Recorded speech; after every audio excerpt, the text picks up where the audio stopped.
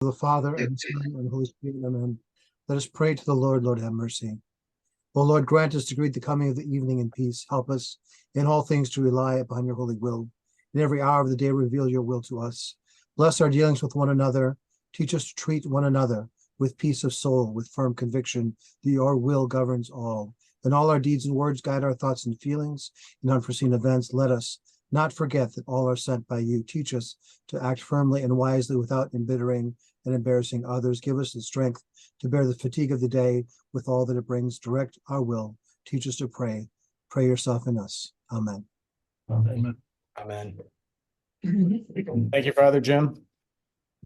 I am very, very pleased to introduce Mr. Steve Tibbs, dear friend and colleague here in the metropolis and even beyond this evening as the lead for the Orthodox Parish Leadership Ministry, and as we continue to evolve the ministry and ministries within, we felt that today, focusing as the new calendar year begins, and in some cases, in many cases, new parish councils, some new lay leadership, with the ministries that underlie parish councils and within each of our parishes, the importance of having effective ministries. And Steve will talk about ministry effectiveness. He'll share with us a framework, the 5P model, which you'll hear more about. And what we've done, and we didn't have a chance to include in the flyer itself, but two speakers, George Kizian of Irvine, of St. Paul's in Irvine, and Peter Panagis of St. George in Prescott, Arizona. They'll do a little bit more of an intro and talk about themselves. I think Steve will do also a bit of an intro, but I truly appreciate, because one of the things we've always tried to do on these sessions is really make it real, right? Steve Tibbs will give us a bit of the framework and thinking around ministry effectiveness, but George and Peter are really going to talk about some wonderful examples of ministries they are leading, not only have led, but certainly are leading at the respective parishes. And we do all that to certainly motivate questions. So, as always, we welcome. We want to hear from you. Questions to not interrupt necessarily the flow of the presentation. Feel free to send either me directly or to the whole group questions in the chat. We'll also take certain breaks throughout, and we'll kind of open it up so you can come off of mute at that point and ask any questions. And just as important, if not more important, sharing experiences that you've had within your parish or that you've seen, again, for the benefit of all of us as we try to strengthen our ministries within our respective parishes. So with that, I would ask, and I think everyone's pretty good, please go on mute if you're not speaking. If you decide to move around in the spot that you're in, you may want to take your camera off too, depending on what you need to do. But otherwise, keep your camera on because we love seeing you. And I will turn this over to Steve Tibbs. Steve? Thanks, Dave. Thanks for the intro. Gosh, it's nice to see familiar faces I have not spoken to for a while. So, Gary, I still owe you that phone call, so we're going to do that. It's wonderful to be here and talk about a topic that is kind of near and dear to my heart. I spend a lot of time with this, as many of you do. And what we'll attempt to do tonight is look at ministry effectiveness so we can avoid the response that I see many times when someone walks up to a ministry leader and says, "So, is your ministry successful?" And they don't know how to answer that. And so we're going to talk about the ways that we can start, guide, nurture, and assess parish ministries. Whether you're clergy, parish council member, ministry coordinator, member of Flow Up to Host, or just a member of a parish with a passion to serve, I think we're going to have something tonight for you. The concepts tonight, we're going to focus on parishes, but those concepts can be broadened both to metropolis or an archdiocesan level. even international level when we talk about ministries. So while the scope can change, the content will remain applicable. But before we go too far down the road, before I go into the agenda, let me put a common definition out there of what is a ministry. So broadly defined, it's a purpose-driven area of service within a parish, so we're talking about parishes, which really plays a pivotal role in representing the parish's mission and vision and core values in its intangible actions. It's vital in fostering spiritual growth, engagement, and outreach. It is a vital part of our parish life, and some parishes have very few ministries. Some are very rich in the number of ministries. But it's not so much that we just have a ministry and understand what a ministry is. We need to be able to effectively evaluate that ministry, and it's not just intuition. It's taking more of a systematic approach, if you will, to identify what the real impact of a ministry is. Some parishes, some metropolises might ask the question, what's the value of this ministry? Sometimes it's even, what do we get out of this ministry, which is not an appropriate question, but sometimes it does come up. So we're going to talk about value. As a matter of fact, much of this evening, we're going to be talking about that element. It's kind of skewed in that because we really don't think about that a lot. So I'll be sharing some information and approaches on that. Ministries are large and small. They're visible and many times invisible to the parish at large. We can name 50 of them right off the top. It ranges from stewardship to parish council to Greek festivals to men's and women's Bible studies. Just the list can go on and on and on. And some of them are silently very touching. And I will just share that with the blessings of His Eminence, I'm allowed to work with many of the parishes within our metropolis. And I learn every time I go into a parish. And one ministry that was particularly touching, and I've never forgotten.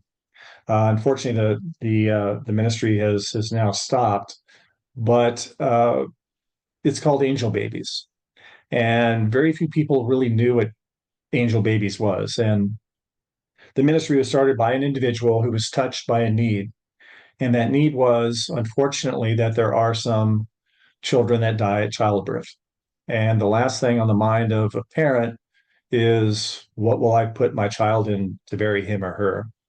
And this ministry of this parish within our metropolis sewed garments for these little babies and gave them to the hospitals on behalf of the church, so the parents would be able to do what was necessary. That was an invisible ministry, one that was led by a very small group of people, but just an example of how ministries can absolutely touch lives, both visibly and invisibly.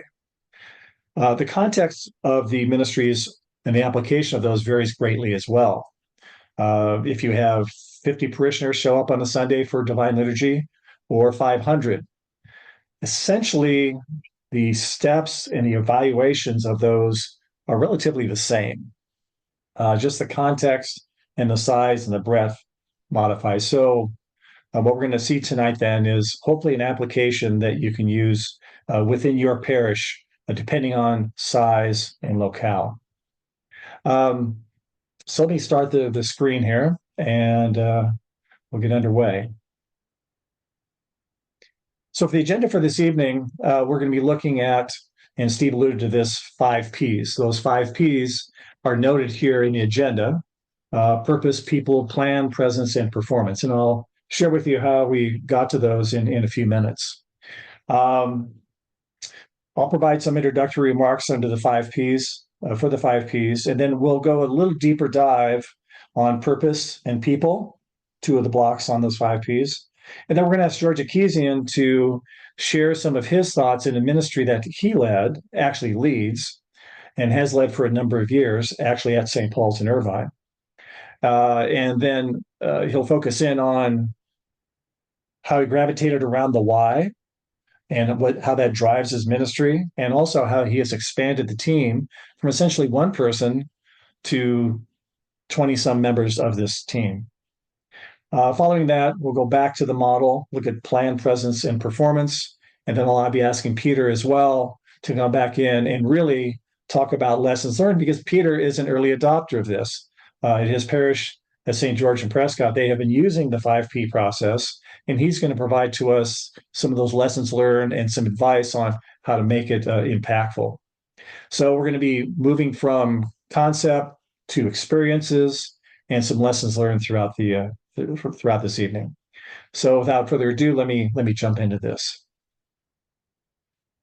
As I mentioned, His Eminence has blessed me to go and visit parishes and work with parishes. And as I've seen effective ministries, and again, very broad based on what those might be, I was able to identify some key characteristics that really led to what one might say a best practice of a parish ministry. And I'm just going to touch on these very quickly. The first one is clarity, that the ministry could explain what its purpose was. And we'll talk about that in a little bit. The next one was a passion, a desire to move forward, to expand and make that ministry reality. In some cases, from nothing to a very effective ministry. The next one is leadership, that it had a leader or leaders guiding the process, and those leaders were expanding their base of influence and sharing responsibility as the ministry began to grow and touch the lives of people. The next one was driven with love, right? A true love for Christ, a true love for his church. It was not egotistical. It was looked at as a ministry to bring people to Christ. The next one was engagement, engaging at various levels with a number of people throughout the parish and maybe even the entire community as well. Inclusiveness from the standpoint that the mission of the ministry was to include as many people as possible. We're going to talk about that in a little bit. Reporting and transparency. Any good ministry that's out there that is trying to draw people in sees it as an obligation to go back and report how they're doing, and not being boastful about it, but just sharing some of the ideas around that. Funding. You need funds in many cases. Many cases, a new ministry is frankly self-funded. And so we talk about how important the funding process is. It's not the most critical factor. In fact, many ministries don't need much in the way of funds at all, but they need time and talent to drive them forward. And the next one is adaptability. George is going to talk to us about his journey over the past 10 years leading this ministry and how today doesn't look anything like it did 10 years ago. And the next one is education. It's not only education of, if you will, the user community of the members that can utilize that ministry, but it's a constant education of the ministry participants, of those people that are within the ministry, to continually educate them, teach them for their own spiritual development as well. Excuse me. So I looked at all these things and went, okay, great, that's a model, and they're all desiring to impact in some way or another an effective ministry. But how do we package that? How do we make that a little more portable? And so we came up with the 5P process. And the 5P process, basically, this is an effectiveness guide that you can use within your parishes. You can actually use it, again, at a more national or metropolis level if you wish. But again, our focus is going to be on parishes. And so this model, looking at all those different elements I just showed to you, we came up with this notion that there are basically 5 key areas of a metropolis, or excuse me, of a ministry effectiveness model. This is kind of a standard dashboard, if you will. This would enable a ministry leader to rank how well they're doing by putting a green dot, a yellow dot, or a red dot in these boxes to communicate how effective the ministry is. And tonight we're going to go drill down through each one of these boxes. But as you can see, purpose, talking about the why. People, do we have the leadership and team to live out the ministry? Do we have a plan in place? Do we have a presence? Sometimes our humility prevents us from telling people what we're doing, and that we find that actually is a self-limited activity. And then performance. How are we doing? Right? And let's report out. And so I'm not going to go into these right now, but you can see that's the framework. So let me look at the sixth and most important one. There's 5+1. Pray, our sixth P. All ministry work has to be led, if you will, with prayer. And it's praying for guidance. Jeremiah 29:11. I love this passage. For I know the plans I have for you, declares the Lord, plans for welfare and not for evil, to give you a future and a hope. So constantly we are praying for guidance, praying for discernment, and praying for the ability to carry out our mission. So let's look at the first two, purpose and people. And I know Bill, if I tap Bill right now, he could probably give us 3 hours on the why. But we're going to be doing a survey course on this, touching each one of these elements. So purpose, the why, representing the mission, vision, and values at a very high level, condensed view. So this is an area that many ministries struggle with when it comes down to not giving an elaborate explanation, but just a very focused, in business, you call it an elevator pitch, but basically a very focused description of why is this ministry even exists. So that's your first starting point. It's got to be clear. You've got to write it down. You've got to review it. It's got to be simple. And it's got to be shared with as many people as possible so they understand. And then it also has to be understandable throughout the entire parish. That's the starting point. A couple of examples here, and these are real life examples from parishes, to bring people closer to Christ in this church, to develop leaders loving Christ, foster an environment of love and engagement with our youth. These are just some small examples, but it gives you the sense of why are we here today? Why are we doing what we're doing? And it's not merely an action item. This is a first point of confusion, and we'll be talking about this a little bit later in the lessons learned as well. It's not merely an action item. So sometimes there's a confusion. It's directional. It's aspirational. Here's where we're going. This is why we exist. And so what it's not is something along the lines of, we want to grow attendance by 5%. That could be a great action item. Could be a goal within your why, but it's not the why. So we start out with a very keen, focused description of what is the why. The next area is people. And if you look at best practices out there, as I mentioned, first of all, there's the one. If I look at ministries that are starting up, and you all know this as well, looking at your own parishes, and you all know this because many of you are ministry leaders now. When that ministry started, it started because of you, because you had the passion, or someone else had a passion to do something. It could be one, maybe a couple, could be two, but it has that characteristic of being driven by the passion of an individual or a very small group of individuals. And that's what carries it forward to start. That's what helps sustain it in the early days. They aren't there to draw attention to themselves. Matter of fact, most ministry leaders that have done this will deny that they were the one. But I can tell you, they were the one. So they provide good leadership and direction. And again, that passion to start the ministry, and they can see it because they have a why. They have a deep burning why of why we need to do this. There's also, beyond good leadership for the team or the ministry, there's demonstrated clergy and parish council support. Extremely vital.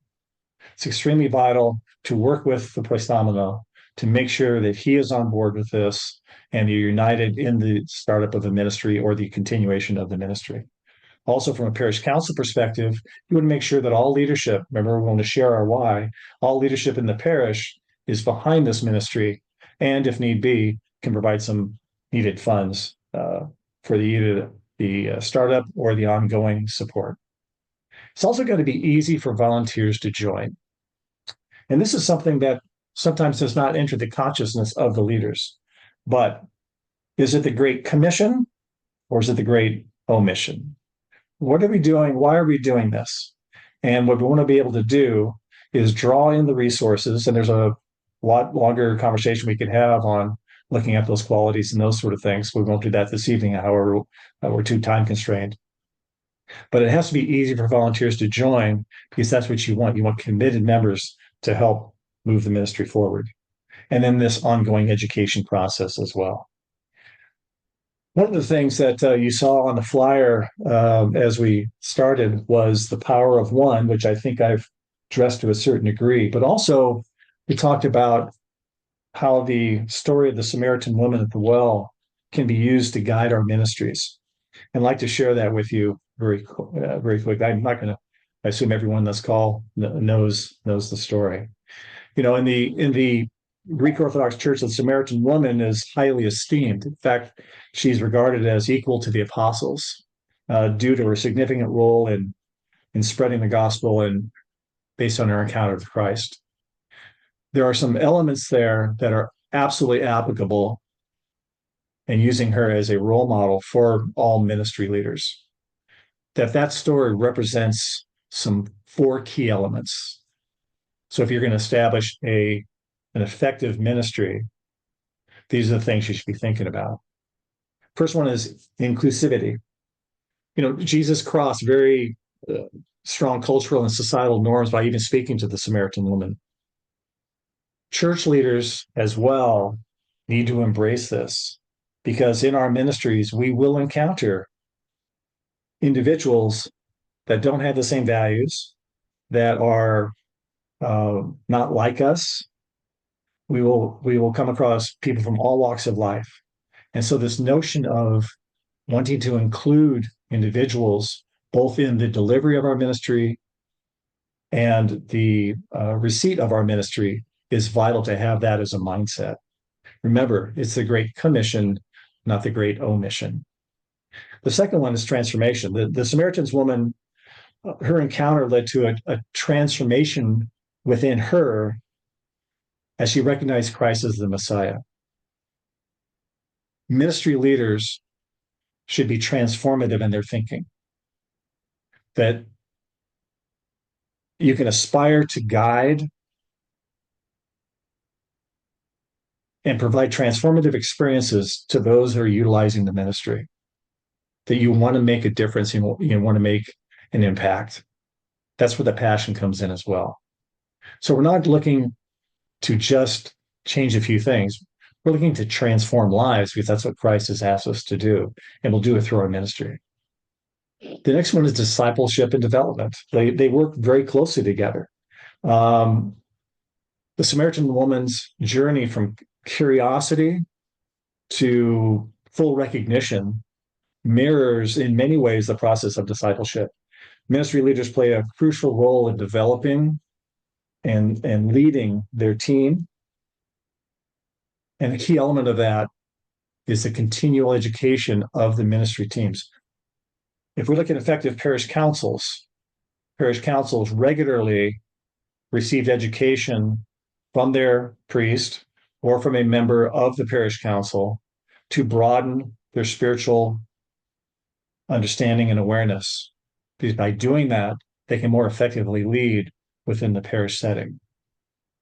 But George Keeson will talk about how he has spent time educating his team and what he does to something as simple, quote unquote, simple as a welcome team.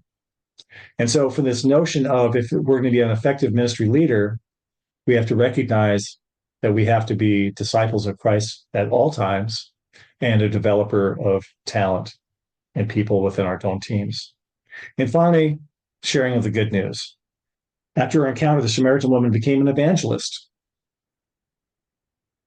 Ministry leaders similarly are called to do the same thing, that we have an opportunity, an absolute opportunity to share the good news through our ministry works as well. So looking at this inclusivity perspective, being transformative, being a disciple, developing, and desire to share the good news are all tied together to me in this story. And hopefully that can guide all of us in our journeys forward. What I'd like to do now is introduce George Akesian. Let me get a little background on George. George has been at St. Paul's in Irvine, California. He's former parish council president, but also George is the most passionate person I know on this planet on welcome teams. As a matter of fact, when I have the opportunity to work at a parish that is interested in welcome teams, I direct them to George. George has a unique capability that I do not have, is George can remember faces and names forever. And so he's the perfect person. But George, what I'd like you to do is share some of your experiences at St. Paul's on how you became involved in the team almost a decade ago, and then what have you done? And by the way, I do want to say this is difficult for George because he's extremely humble, doesn't like talking about himself, but I'm going to make him do this. But George, if you could share your real life lesson on how you, again, gravitated to the why and how you built your team, I think it'd be very valuable for everyone. Well, thank you so much for that wonderful introduction. Hopefully I can live up to it. Reverend Father, and also ministry leaders and ministry participants, I am truly honored to have this opportunity to share the why and how we engage with our parishioners and our guests at St. Paul's. You know, as we greet church members every Sunday, it's important that we lead with our hearts and also make love our aim. And as you can see on the front of our podium, it says, "Welcome to St. Paul's." And the small lettering says, "Make love your aim." That's where it starts. And I've always said, when we drive our vehicles onto the campus of St. Paul's, there are parking stalls for our vehicles. Well, guess what? Those parking stalls are not only for our vehicles, they're for our attitudes, egos, and agendas. Park them. Heart only on campus. I can't say it any more simpler than that. So why do we greet people? Obviously to make them feel, welcome enough to actually return to St. Paul's. And also the first impression is probably it is the most important, because as they say, you don't get a second chance to make a first impression. Our goal is to have our visitors register for Orthodoxy 101, and also to eventually become active participants in the life of the church, but most importantly, bring people to Christ. It's interesting, when we greet individuals at St. Paul's, a number of them register for Orthodoxy 101. And about 20 years ago, my wife and I had taken Orthodoxy 101 class, and I decided to take Orthodoxy 101 class starting in September of this last year, every Wednesday evening from 7 to 9. And what I've noticed is that those visitors, those guests who come to St. Paul's have registered for the Orthodoxy 101 class. We were close to about 60 to 70 in that class. But I'm noticing that there's a hunger, and also there's a need, for identity. And you talk about education, Father Steve does an outstanding job in answering those questions. But it's a very interesting environment. It's not boring by no means. Everybody's everybody's wanting to understand who they are in the world today, because the world tells them who they should be versus orthodoxy being able to define who they are. The Welcome Mystery is part of the parishioner engagement team at St. Paul's and is spearheaded by the Strategic Planning Committee as we grow in our parish. And it's wonderful. My wife and I are co-chairs for that team, and it works out very, very well. We're planning strategies and goals for the year. Our Bible verse is welcome one another, therefore, just as God has welcomed you before the glory of God, Romans 15:7. So as Steve was saying, about 10 years ago, I realized that we need to formalize our team. We only had about 2 or 3 members on the welcome team at that time. We rotated every week, but it came to a point in time where we realized there was a large influx of visitors coming to St. Paul's.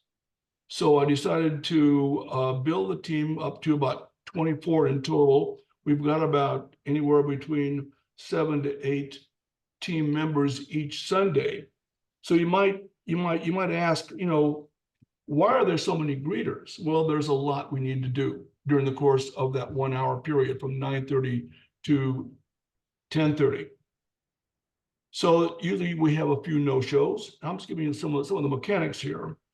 We hand out bulletins. We take a clicker count of 3 time periods from the beginning of doxology, and also at the end of the gospel, and also end of communion prayer.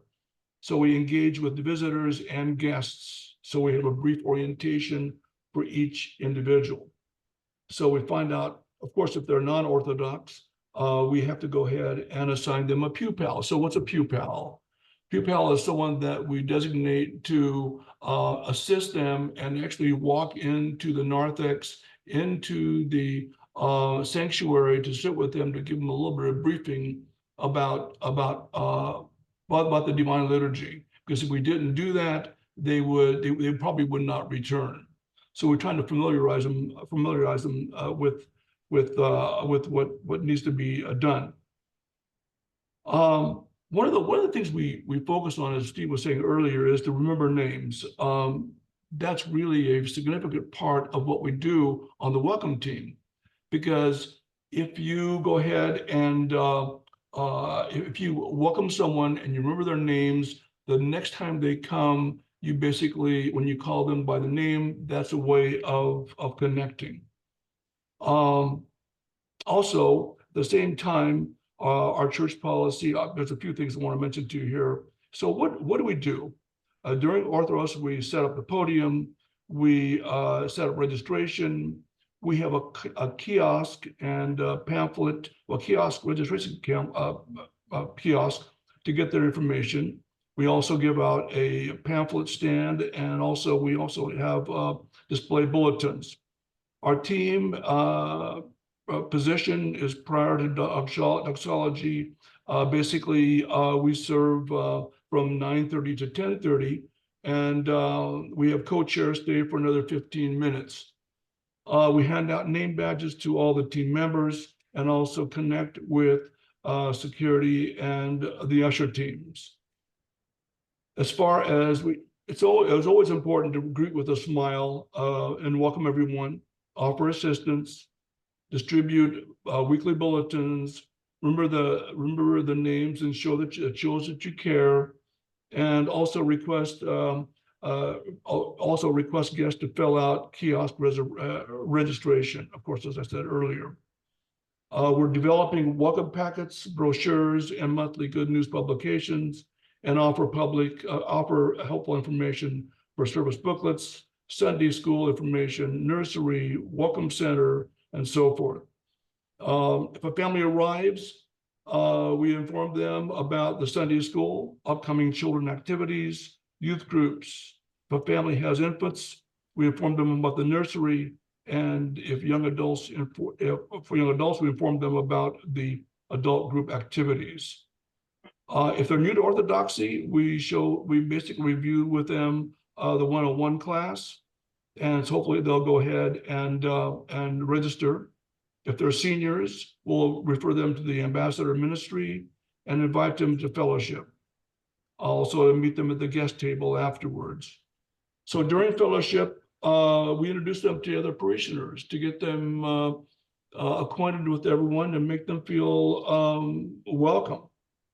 So our story actually started at St. Paul's. My wife and I came to St. Paul's about 25 years ago, and we met a couple, John Argos and also Martha Murray.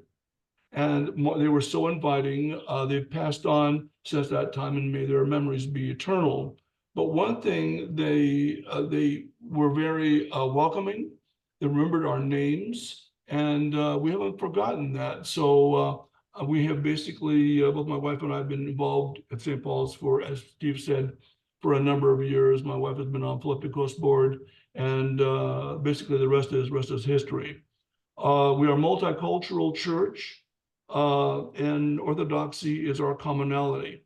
So I really want to thank Father Steve for his leadership and allowing us the tools to grow our church. And of course, wish to thank Steve for his mentoring and also his guidance. One of the most important things basically is to connect with the people that are attending St. Paul's, and I truly believe that the way we welcome will impact their lives and allow them to come back to make them feel special. So that's basically it. George, let me ask you a question, if I can. Yes. You said something that struck an interest. You said when you started out, there were just two or three of you, and now the team has grown. How large is the team now? Well, we have 24 on the team right now total. And as I said, And how did you share with us how you did that? Well, basically you call people and you ask them to participate. We have all different nationalities, age groups. We have young and old alike, and basically indicated to them that we're starting a welcome ministry and we need to greet people. Now everybody meets. We obviously, as you can see, we don't meet inside the narthex. We meet outside. So You've moved the point of contact from the front doors to outside. But the key thing is you ask people. And again, I'm going to share a perspective because I see George every Sunday doing this. It's not surprising that impactful, if you will call effective ministries, attract people. And so, correct me if I'm wrong, George, but when you ask people, for the most part, they respond. Because they see your ministry every Sunday, right? And they see the level of commitment and engagement that you provide. Is that, would you say that characterize I think the followership? it's more of a sleeves rolled up mindset. Everybody pitches in and wants to help, and that's what we've basically created within this welcome team. And again, I think it's very heartwarming to see as we greet people every Sunday. We embrace them. It's almost like a family reunion every Sunday. They enjoy the camaraderie, and we have brief discussions. And it's, as I say, it's more like a family reunion every Sunday, to be honest about it. So Okay. it's all good. One of the things also, and I'm going to advance to the next slide, George. We Actually, talk about Steve, I'm sorry if I can interrupt, but Father Corderis, I know you're going to hit a question, but Father Corderis, I don't know if you've got an immediate question or. I just, George, I'm inspired. I just had two questions. What is the most effective piece of information you put in new people's hands? And how does Father Steve, what's his role in your process?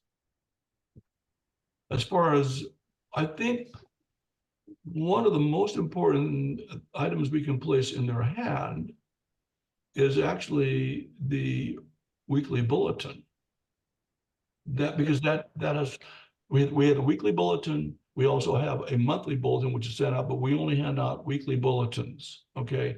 So when they go inside the narthex in the church, they have, basically it's the weekly calendar of events that's happening. So that's really key. So therefore they can connect immediately. As far as Father Steve is concerned,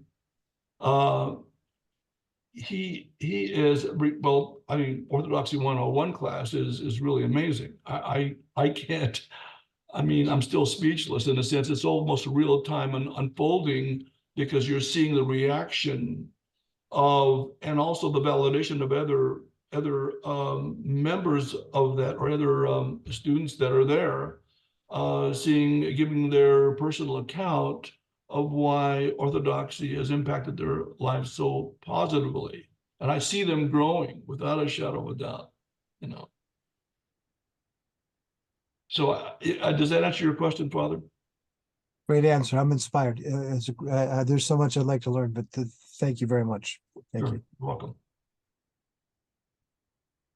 And George, very briefly, just one minute. Could you tell how you've aligned the ministry to the why of St. Paul's as a parish? Because one of the keys is that the ministries have to be in alignment from a why perspective, because those ministries are vehicles to deliver on the why. But a picture you've created here, I want to make sure you have time to show how they all connect. I think participation is everything within the life of the church. And what I see happening is when individuals volunteer to participate on the welcome team, not only are they participating on the welcome team, a few of them are on the parish council. They become involved in other ministries in the life of the church. And so that's something I'm noticing more and more is participation. And the why is because they want to become involved.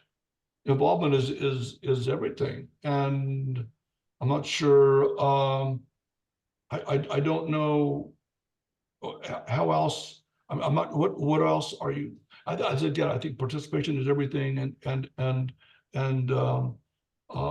don't know what else that you would want me to expand on. I think what you just said in terms of there's representation from other ministries as well, parish council members, flow up to host members. So what you've created is kind of this united group. And I think it's very important. And this is something that I can speak of because I'm also at St. Paul's. There are 24 members of this welcome team. Now that obviously you don't have 24 each week, you have on a rotational basis. What's extremely important, and this goes for ushers as well, we have also an usher ministry that has, I think, close to 30 or 35 ushers. It's important that people can serve, but we don't want to take them away from their worship. So, these people are giving other time to be outside of worship for a period of time, but we want to make sure that that's not week in and week out. That we want to make sure that their spiritual lives, they are allowed to grow spiritually and worship. So that's why the large amount of numbers. And frankly, one of the things that I've seen is if you have, a larger base where people can do a little bit, the likelihood of getting more participants is greater in the ministry. Now, I understand if you have a smaller parish, it's a little bit different. I totally get that. And when George had 2 or 3 people, they spent a lot of time there, but now it has grown. So anyway, George, thank you. We need to move on to other topics, but thank you for sharing that. I really appreciate that. Let's go back to our model very quickly. We're going to pick up a little bit of steam here. So we talked about purpose and people. Now we're going to talk about plan, presence, and performance. And I think many of you know these elements, but we're just going to skim through them very quickly. From a planning perspective, very simple. The ministry needs to be able to, again, articulate the why, but also where do you want to be and how will you get there? One could say that's the beginning stages of a strategic plan or a planning process long range. True, that absolutely is. May not have the formality if you have a smaller ministry of doing a full strategic plan. But one of the things you'll find, and the intent is going back to this model, is if a ministry follows this model and answers all these questions, you're coming very close to having a strategic plan for your ministry.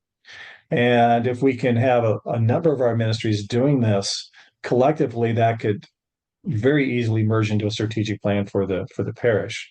But most importantly for your ministry, it's knowing where it's going. And sometimes, again, it's a journey. I think if you talked to George 10 years ago, he would not have said it's going to look like this. He would have not articulated that they're going to have an iPad out there instead of paper registration. Didn't have a podium out front. So you learn through the process. But putting together a plan on an annual basis is very important. The plan could be down here. Oops, sorry. There's a little lag on the change here. I do want to say, and I don't want to scare you away from the planning process. At a minimum, the plan can be just a simple list, an action list, if you will. Now, you're going to have identified your why. Then here are the things that we need to do. Very simply could be for 2024, we'll form a ministry team, we'll hold an initial planning meeting, we'll present the plan to the parish council, we'll launch our first program, et cetera, et cetera, et cetera. It could be as simple as that. Or you can move to a very comprehensive plan.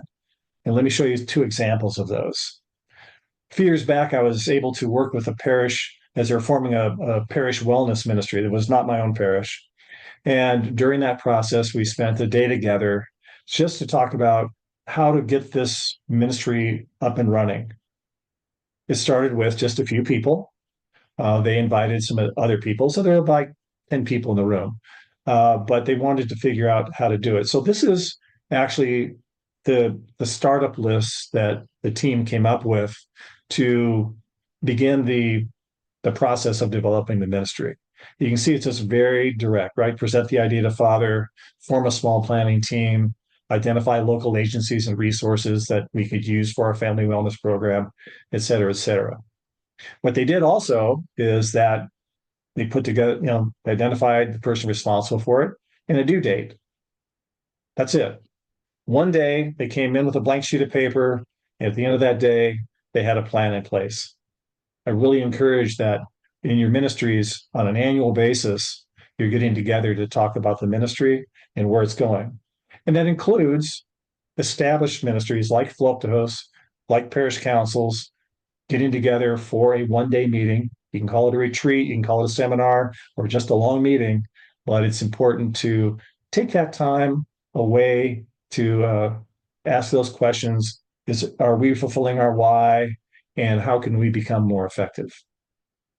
You can go more elaborate.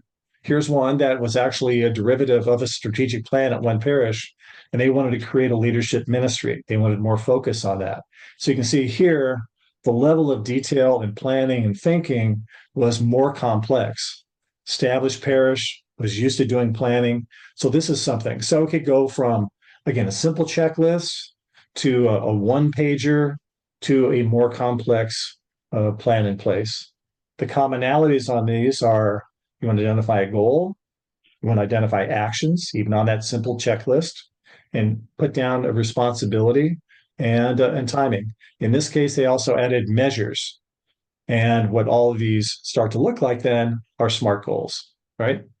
Some of you in business may have, or education have used these previously. I'm not suggesting that you start with this, but you want to keep this in your mind that it's important to differentiate between goals and the why, but also just put a plan in place for yourself. That's extremely important. The next area is probably the most fun, maybe the easiest, which is your presence. What is your presence in the parish? Do people know about your ministry? Do they see it? Some of them, like I mentioned before, no one really knew about angel babies, right? Some people knew, but it wasn't something they didn't want to draw attention to. And that's fine. That's absolutely fine. But there are others that you do want to draw attention to to be inclusive, more inclusive. So you have to ask yourself, as your ministry kind of gets off the ground and has been going through the stages of development, becomes more mature, what is our reputation? What are we projecting? What are the members of our ministry projecting?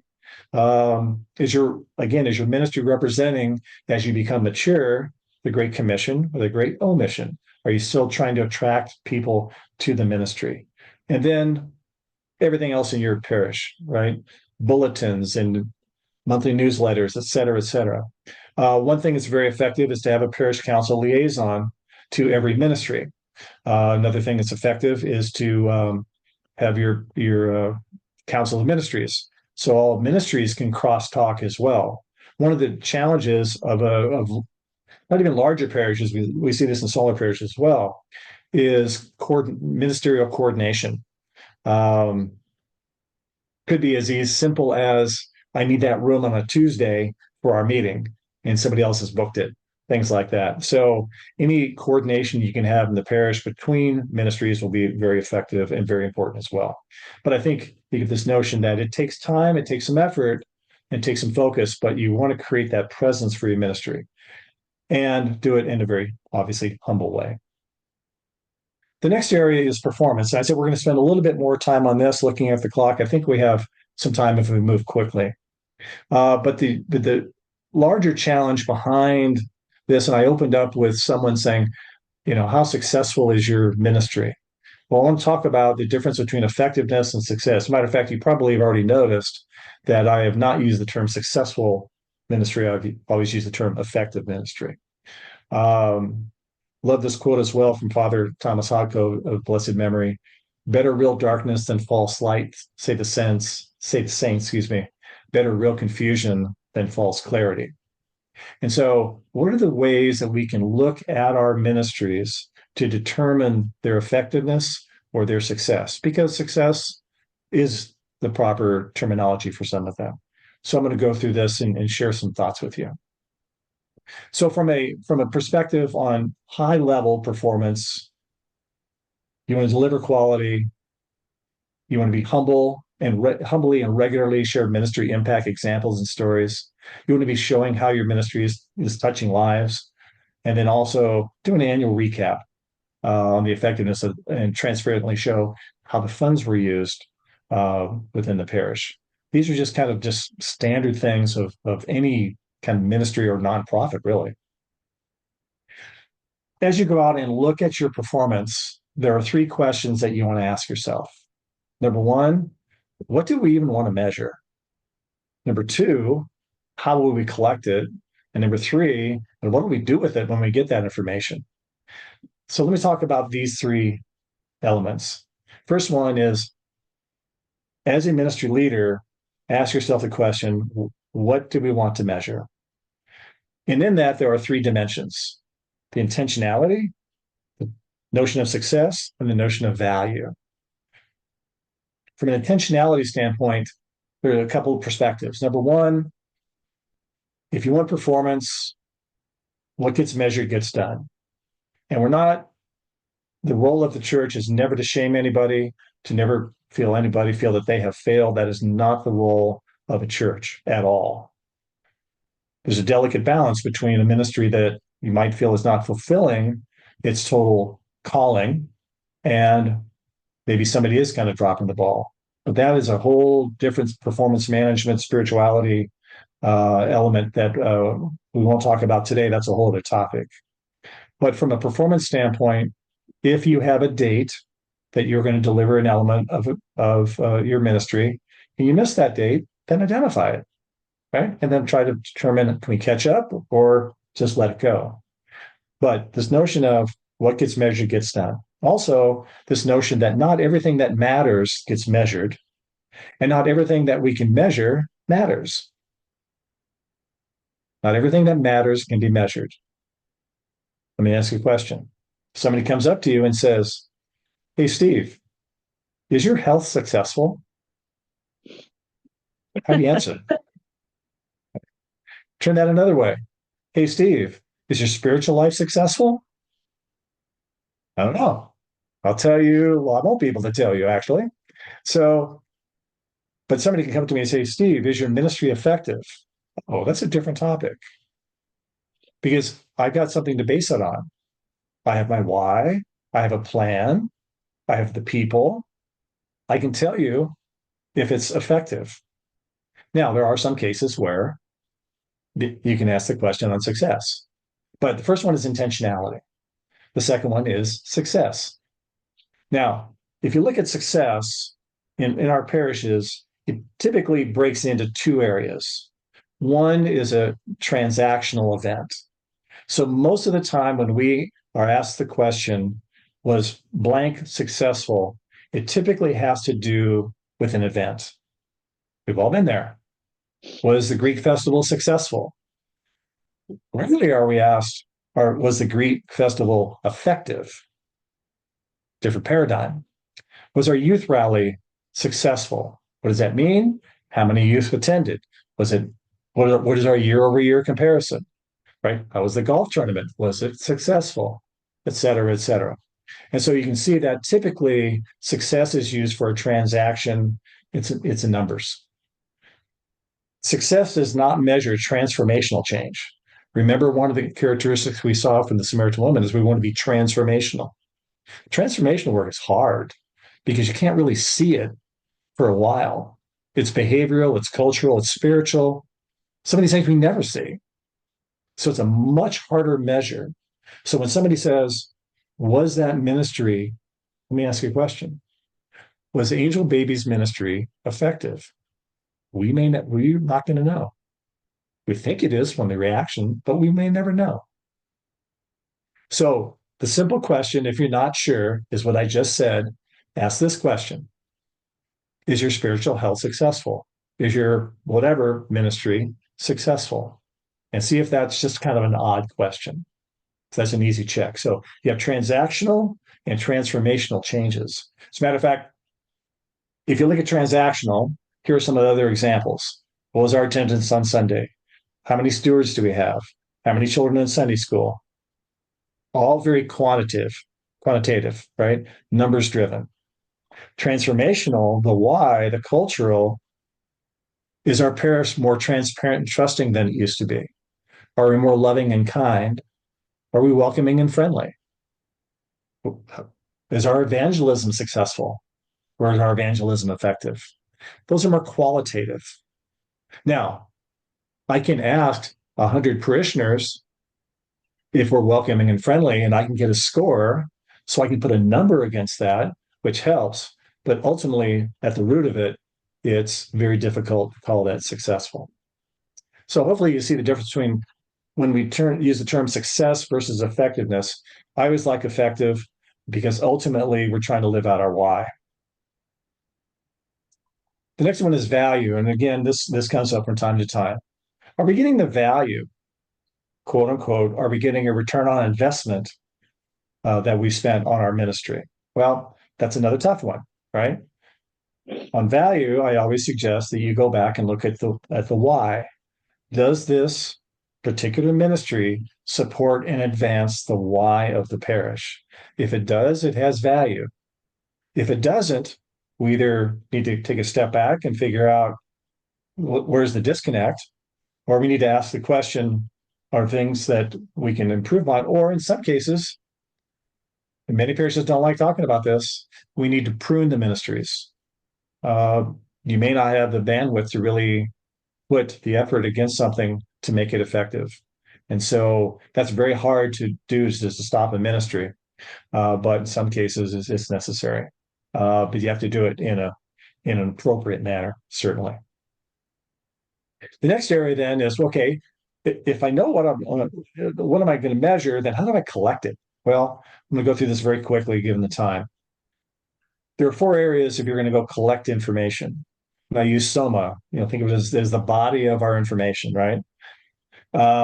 Desire without knowledge is not good, and whoever makes haste with his feet misses his way, Proverbs 19:2. So in Soma, here are 4 areas that you can look at to gather your data. Number 1, you can look at statistics. You can also observe, or you can measure, or you can simply ask. Let me drill down through these very quickly. So from a statistics standpoint, there are a number of things you can do. One, many of our parishes now have church management systems. Those systems are, frankly, all over the place in terms of brand and style. I know we had PDS that was recommended for a while. Some parishes now are kind of going toward Realm. We use Breeze. There's a plethora of options out there. Some are designed for emerging churches. Some are for more mature churches. But using a church management system as a basis of your statistics I would recommend very strongly. George mentioned clicker management. I don't know how many of you can accurately say how many people come to church or attend Divine Liturgy and at what time do they arrive. We've been doing that for a few years. I was at one parish that had been doing it for almost 5 years. The key is, yes, it allows you to track growth in a very quantifiable number, but also it gives you a basis to ask another question, which is why or why not have we not grown? And it gives you a statistical basis to go from. And then finally, spreadsheets. You have to, I'd really recommend that you have either someone in the parish or a bookkeeper that can track accurate records. When you're working with nonprofits or church organizations, there's an expectation that administratively that body is strong and they can trust the numbers. Because if you don't do that, it's been shown that you're going to have a decline in stewardship, or people are going to be a little more withholding on contributions because of their concern. So you want to have a really strong base of reporting as well. So that kind of ties back into the church management system. So looking at statistics will drive probably more of that success variable, but you want to make sure that you have the basis for that. The next one is observation. Just simply watch what's going on. One of the most profound comments that was ever given to me was a priest, and he said, and this was his actual quote. He said, "Steve, on every Sunday, I see my parish dying in front of my eyes, and I don't know what to do." And when I queried him, I said, "How do you?" He goes, "Empty spaces. There's just a lot more empty spaces in the pews." And this clergyman had been in his parish for almost 20 years, so he knew. So sometimes you just look at the obvious, or we need more chairs. You're doing an event and you don't have enough chairs. It's oversubscribed. Great. We don't seem to have enough. We don't seem to have as many youth attending our activities as we previously did. Communion lines are really getting long. There's all kinds of ways. And frankly, in our parishes, these observations many times are the only thing we go by. And I caution against that. It's a good starting point, but then you have to take a deeper look. The next area is measures. This is looking to the outside. And one of the cautionary notes here is that comparisons can help or they can hurt. And sometimes you just want to calibrate to see how we're doing. How many ministries do you have? How many parish council members do you have? How many seats are filled on the parish council? How many vacancies do you have? How large is your flow to host board, et cetera, et cetera, et cetera. Where we many times get into comparisons, not because we're trying to one up anyone, because we're trying to get a frame of reference. Where comparison, and by the way, you can also compare to research out there as well. Most of the research, frankly, is Protestant evangelical based. That's what most of the consultants are, but sometimes they give some really good insights we can always apply within an Orthodox setting. When does a comparison hurt? Well, a caution is that our goal is to measure to learn and not compete. That's not why we're trying to get comparisons. If we look at the wrong way on comparisons, it can breed dissatisfaction within the parish, within the leadership team that, if you will, they're failing, which is many times not the case. Sometimes comparisons support a green grass syndrome, that they're better than we are, and we're just not doing that well. Not healthy. Develops unhealthy expectations. They've got this many kids in Sunday school. Their parish is about the same size, but our Sunday school is lagging. It fosters a culture of pessimism, which is never healthy, and it also encourages short-term thinking, which means let's fix it right away. And again, probably not the best. So yes, you want to have energy, but a short-term fix is not the way to go. So you do want to measure from time to time. You do want to go out there as a frame of reference to learn, but not to compete. And the last one is just seeking input. The way of a fool is right in his own eyes, but a wise man listens to advice. Ask your fellow parishioners for advice. See what they think. This can be a number of ways. You can do health assessments. We have a parish council health assessments. See how healthy the parish council is. We have them for the parishes. There's quite a few different types out there. There's also some on spiritual health. So you could have the parish take a health assessment. You can just do a survey on a variety of topics. They don't all have to be long. They can be very short. Or you can do discussion groups as well to get people together. Discussion groups many times are used as a SWOT analysis. Surveys are used as part of the SWOT analysis sometimes as well. Strengths, weaknesses, opportunities, and threats as you're looking at the parish. And there's some simple tips here. These are pretty standard. And then what will you do with it? You gather this data, you've done the SOMA, you've gathered all this input. What will you do with it? Well, you can do a couple things. One is you can ignore it. You can throw it away. You can toss it. Or you can adjust what you're doing to identify opportunities, to gravitate toward opportunities, or eliminate some weaknesses. You can revamp your ministry based on your feedback. And most importantly, you can share that information. Share it with parish leadership, share it with your priest, share it with other ministry leaders, and ask for their help. You can also, from a reporting standpoint, here's an example of a General Assembly update.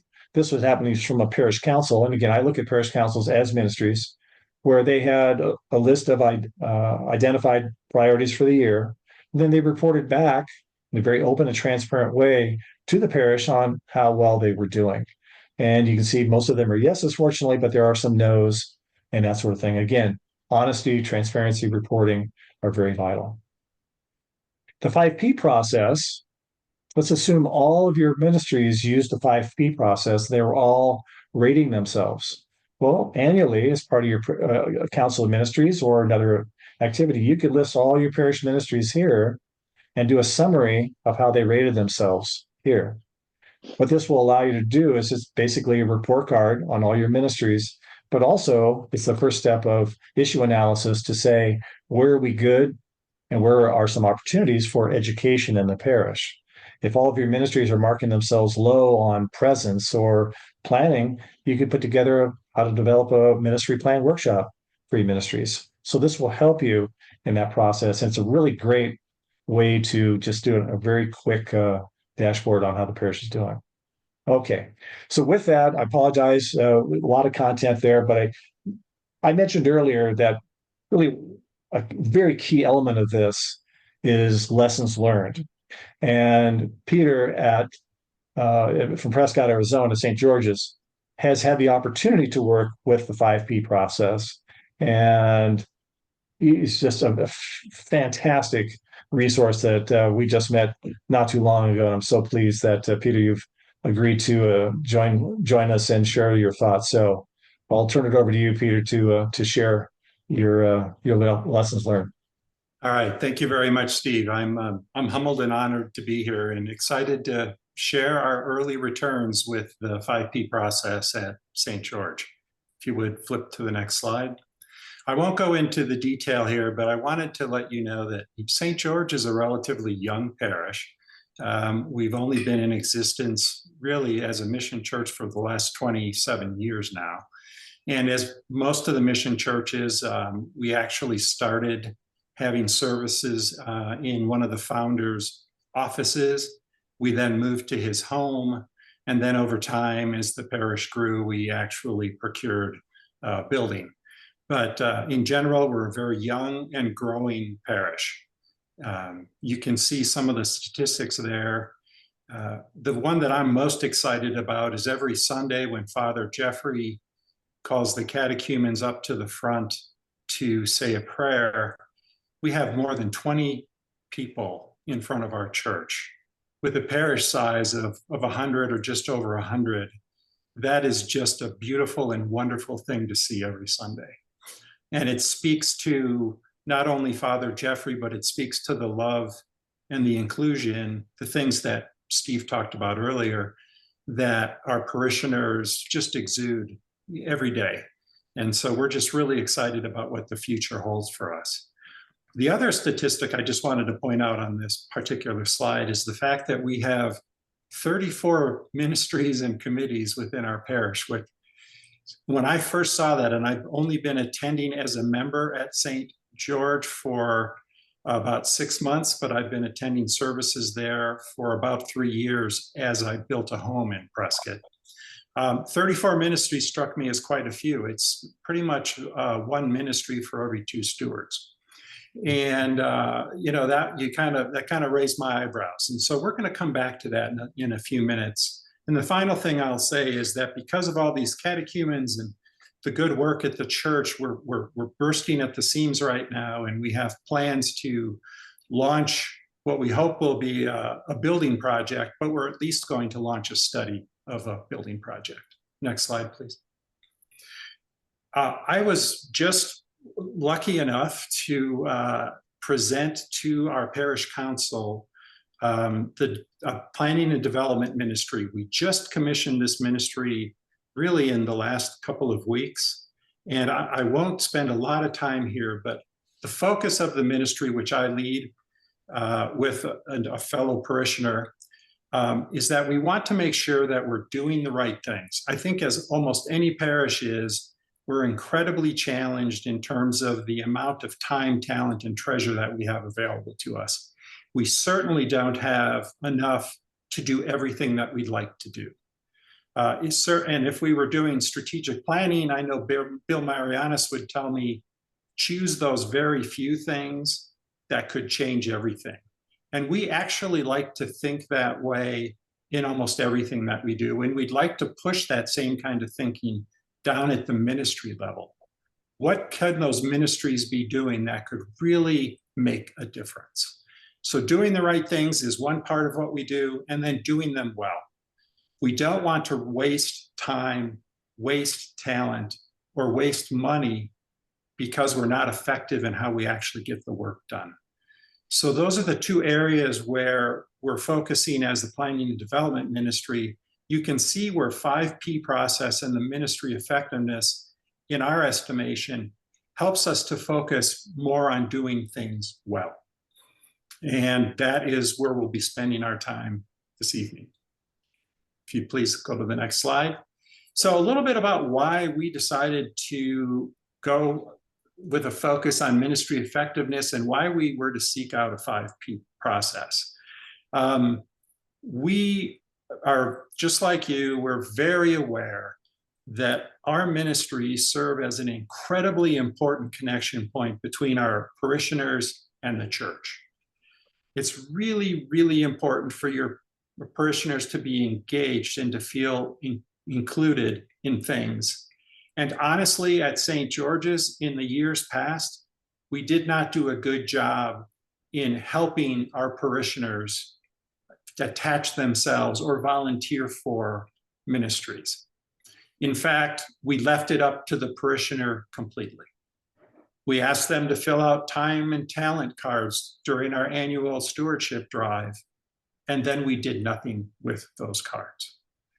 This year, we did pass out time and talent cards again, and within 30 days of someone turning in the card, the ministry leaders from every one of the ministries that they identified an interest in had reached out to those parishioners and asked them if they were interested in doing work on that ministry. But that was one of the things we learned over time, and that was a focus for us. The other thing that we know is that a lot of the good work at the church, in fact, the vast majority of the good work in our church is done and completed through those ministries. And so the more effective they are, the better we will be as a parish. And then finally, and we worked with Bill Marianis on the effective parish assessment process. We found, as I talked about before, our parish really didn't know how to engage with our ministries. They didn't really even know the full scope of the available opportunities that we had within our ministries. And then finally, if somebody had passion and an idea and wanted to start a new ministry, no one really understood what the process was for starting a new ministry. And that all came out as part of that EPA process for us. So why did we adopt 5P? Couple of things. First, our parish council had really no objective way to evaluate a new ministry request. And so now you probably get a little bit of a clue as to why we have 34 ministries and committees, because they couldn't say no. And I don't want that to sound, negative, because we love to say yes to everyone. But sometimes it just doesn't make sense to go forward with a ministry or committee. And we knew that 5P would give us a framework by which we could judge the request and then really make sure that this was something that was going to support the mission and vision of the church. Our parish council members are assigned as liaisons to current ministries today. But if you were to talk with those parish council members, they really don't understand how best to fulfill that role. They don't really know what it even means to be a liaison. And so we thought that the 5P process would be a way that we could work with those ministry leaders and with the parish council liaisons and help them to see the structure that they could bring to helping the ministry become more and more effective. In fact, the ministry that I lead, Planning and Development, we believe the 5P process and ministry effectiveness will end up outside of our ministry in the coming months and years, and will be owned by the parish council liaisons, and the ministry leaders.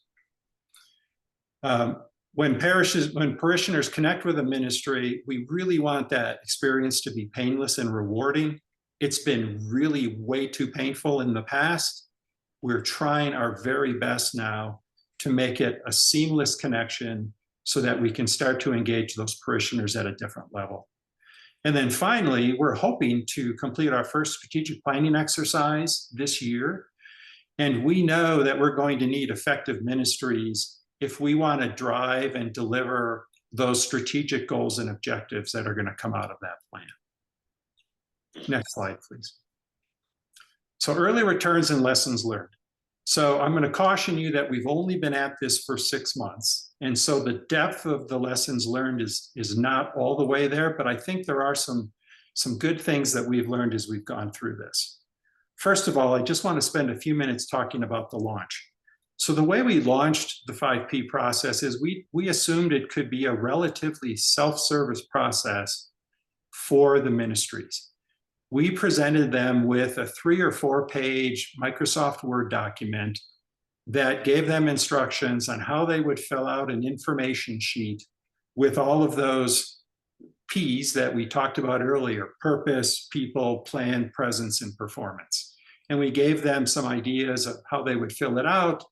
They were supposed to turn it in, and then the parish council was going to review all of them. Well, a few things happened initially.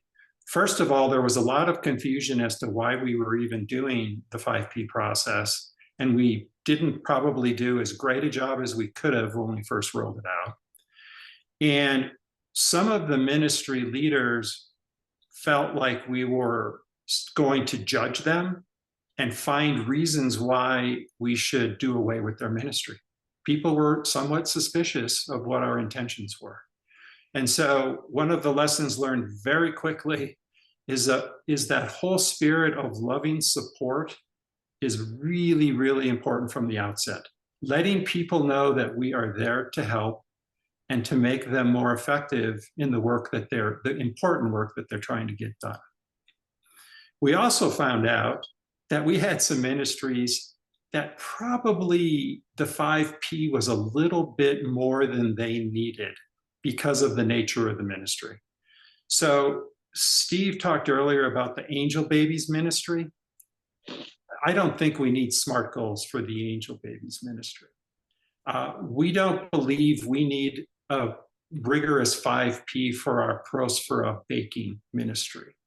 And so we've gone through and decided which of the ministries would benefit from the 5P process, and are working then with those ministry leaders to help them with elements of their planning and so forth.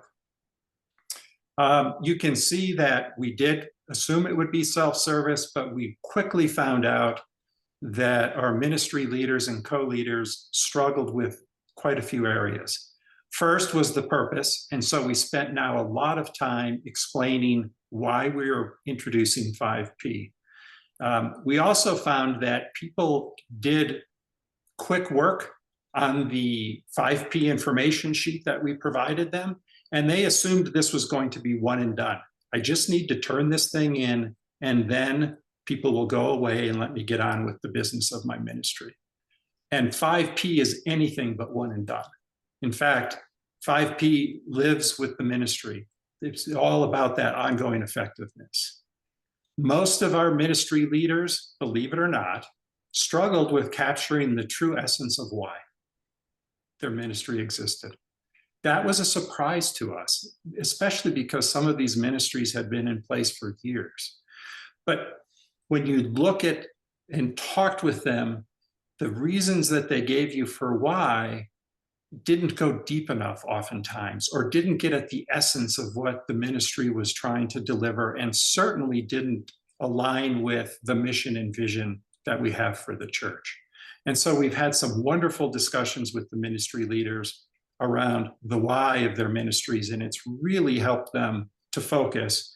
Steve, I believe one of your key attributes of an effective ministry was clarity. It has brought a level of clarity for these ministry leaders that we hadn't seen before. SMART goals. Yeah, it's great if you've worked in a corporate environment or in education, but if you haven't, a SMART goal is a very foreign concept, and it was a bridge too far, to be honest. And so we've backed off a little bit, especially on the measures, because measures can be difficult. And so we've just really gotten down to doing goal planning and just some time-bound goal planning with the ministries. And what we also found was that some of the early adopters of 5P, those that really embraced 5P, became a really great and important resource for the other ministries. And so it's starting to build on itself now, with the ministries talking to each other about the process. And then finally, just a few early outcomes. That PC liaison role that our parish council was so confused about, we're starting to see that come together.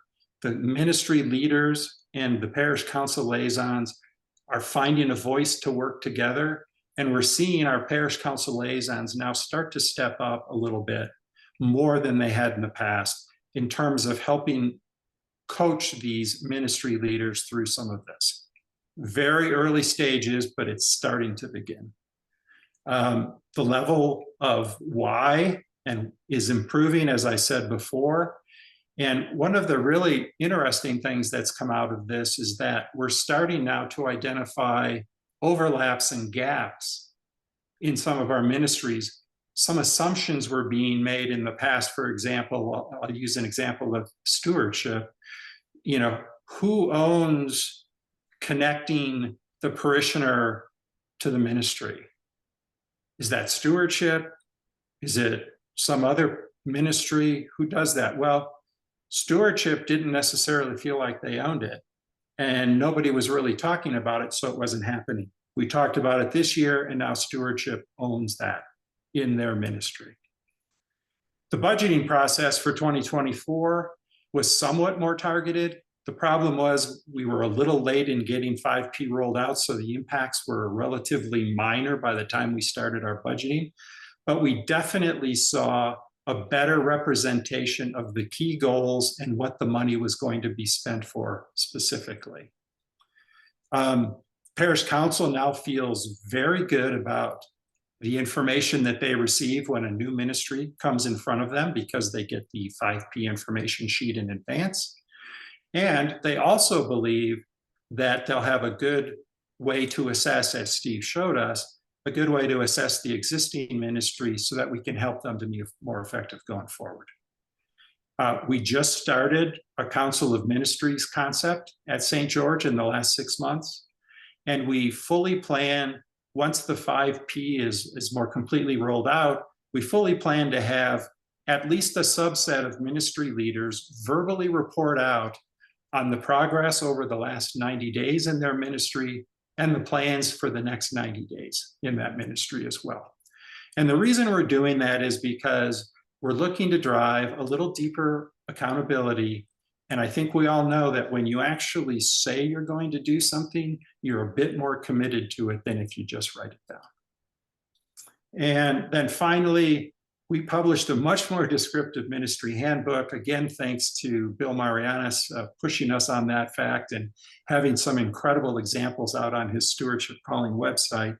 The response from the parishioners was extremely positive this year, and we believe we'll have even a better product next year because we have some planned changes to it.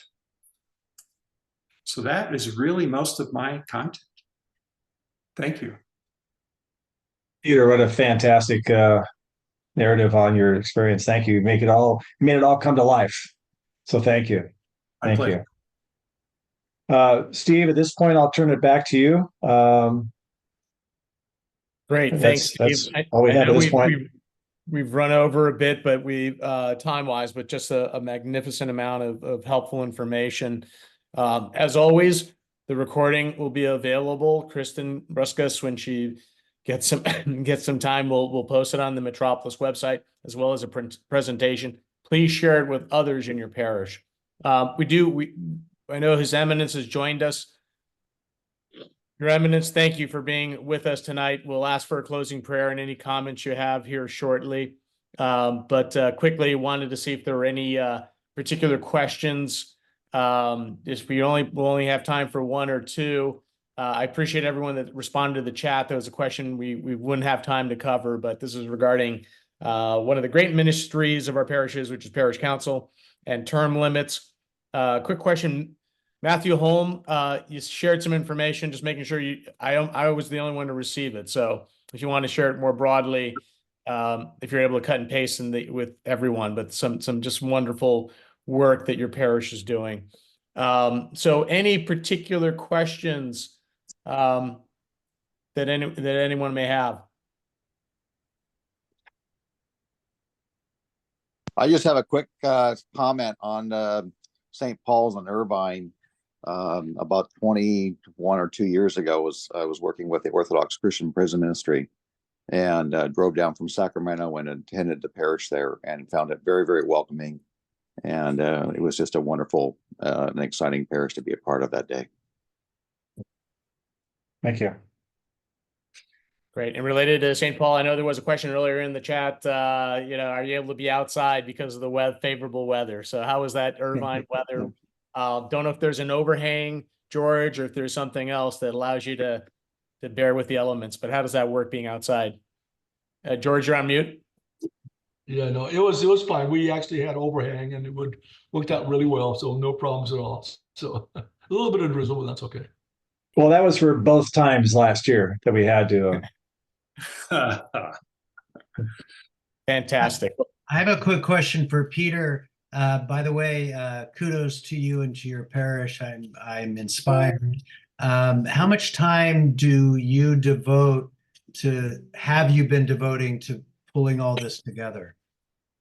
So I have a ministry of 3 right now, and the 3 of us have probably spent on average 10 to 20 hours a week pulling together materials.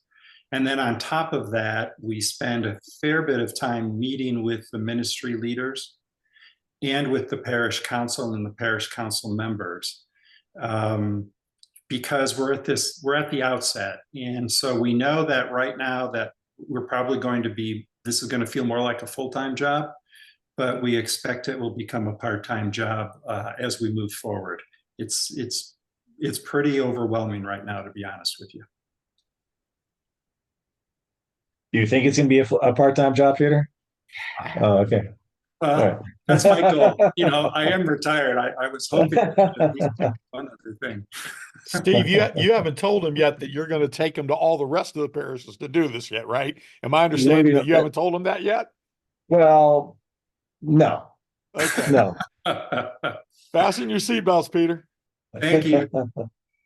All right, everyone. Well, again, we've gone over a little bit. Any questions, feel free to toss them into the chat. We can respond back directly or via email, or catch us on the next webinar, which we will hopefully do here in the next month or two as we navigate clergy lady assemblies, clergy lady congresses, Lent, Pascha, everything else we need to. But Your Eminence, thank you, as always, for joining us this evening, especially at this very busy time. We would love to hear from you and receive your blessing tonight. Very short greeting. I want to thank you. First of all, my apologies that I came to join you late. I had another Zoom meeting at the same time this one.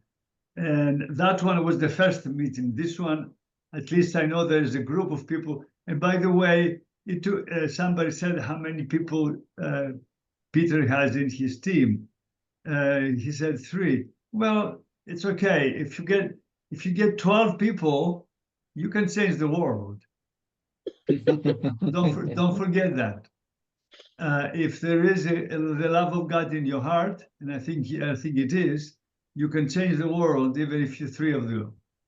I want to express my gratitude to Mr. Panagis for his presentation, and to Steve Steeves for his guidance, and to highlight what it is that we need to do in order for us to make the church a living entity, the body of Christ. We have a work to do, but if we are together as we are here, even if it is through this medium, I think the Holy Spirit works in much more different ways than we think. And having said that, before I conclude with a prayer, and because this is like a family here, I think many of you gathered together. I'm not sure if you congratulated Deacon Danielo Simic from Reno. He became a deacon about a week ago, not even just a week ago, I think. And he is now, before he was with his feet on, now he's with his hands and his feet, or the whole being of his in the church business. And I want to just to share with you the joy that we experienced in his ordination. Let us pray. As we come to the close of this ministry seminar, we offer our heartfelt thanks to you for the insights, inspiration, and fellowship we have experienced during our time together. We thank you for reminding us of the importance of ministries to enhance the sacramental life of the church, and how the engagement of our faithful in ministry is also important for their spiritual edification and ultimately their salvation. Let us carry with us the responsibility to be the faithful stewards that you want us to be, by your blessings, and may our lives be living testimonies to the message of your gospel. Guide in every action we take as leaders and participants in ministry. We offer our gratitude, Lord, not only for what we have received, but for the privilege of being used as instruments of your grace in this world. May all of our efforts always bring glory to your name, Father, Son, and Holy Spirit, now and forever and to the ages of ages. Amen. Thank you so much for having me, even for a brief while. It's delightful to see you all. Have a Once good again. night. Yes. Thank you all. Axios, once again, Danilo, Deacon Danilo. We'll see everyone. Yeah. Yeah. All right. Good night. Bye-bye. Talk to you all soon. Good night.